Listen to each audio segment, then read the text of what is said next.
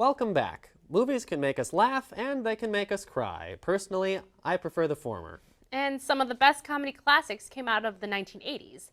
2 weeks ago, we covered some of the work of Ghostbusters writer Harold Ramis, and this week we're taking a look at two continually popular pictures by another 80s power hitter, John Hughes. Known for his offbeat comedies and coming-of-age teen movies, Hughes was the writer-director behind 16 Candles, Planes, Trains, and Automobiles, and Uncle Buck, but never directed another film after 1991, despite writing another dozen more. Hughes passed away from a heart attack in 2009 at just 59 years old, but his comedy genius lives on in his films. Here with two of those, this is The Final Word.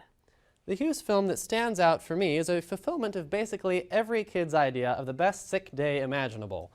Any guesses? Anybody? Anybody? Bueller?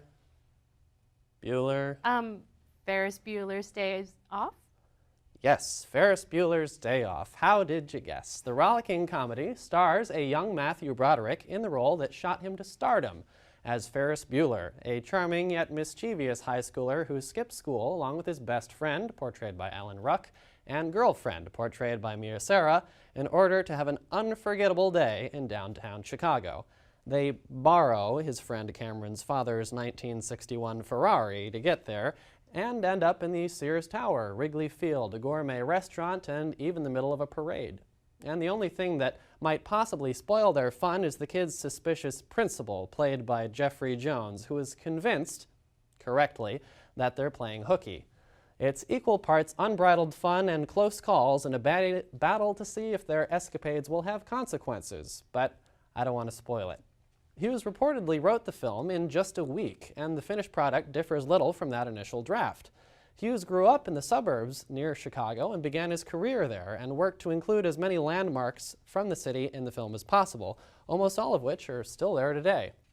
As he later said in an interview with the Chicago Sun-Times newspaper, quote, "Chicago is what I am. A lot of Ferris is sort of like my love letter to the city," end quote. Critics and audiences alike have loved the film for its happiness and freedom, and I do the same. What's your Hughes pick, Romelle? Well, my favorite John Hughes films happens to be celebrating a big anniversary this year. The Breakfast Club, released in 1985, is a coming-of-age dramedy that follows 5 teenagers from various cliques and walks of life who spend a Saturday detention together. Starring Emilio Estevez as Andrew the Jock, Anthony Michael Hall as Brian the Brain, Judd Nelson as Bender the Criminal, Molly Ringwald as Claire the Princess, and Ali Sheedy as Allison the Basket Case. The 5 students eventually bond with each other and come to learn that they are more than just their labeled stereotype. Noted as one of Hughes' most memorable and recognizable works, The Breakfast Club has also been constantly considered by critics as one of the greatest high school films. Celebrating its 30th anniversary this year, much of The Breakfast Club has also found its limelight in author Kirk Honeycutt's forthcoming book, John Hughes, A Life in Film, to be published in March 25th. In an excerpt about the famed teen flick, Honeycutt reveals how Hughes' conception of the story highly confused Universal's front office, and they couldn't understand the concept behind what became his most famous film. Universal sought out bare breasts, a party scene, guys drinking beer, the things they thought a teen picture needed.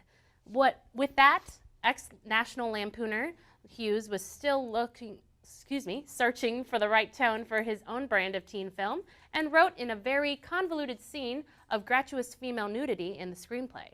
What I thought was thoroughly impressive to what was to come next was the reaction of the 2 young actresses, Ringwald and Sheedy, along with co-producer Michelle Manning, who ganged up on him and objected the highly sexist and misogynistic tone of the film that was going to take on.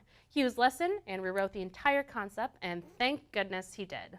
The greatness that it is today, The Breakfast Club had paved the way for alternative storytelling and has entered the hearts of various generations of high school students across the nation. In celebration of the anniversary, the 30th Anniversary Edition DVD came out this month, and the film has been digitally remastered to be screened in over 400 select theaters across the U.S. from March 26th to the 31st.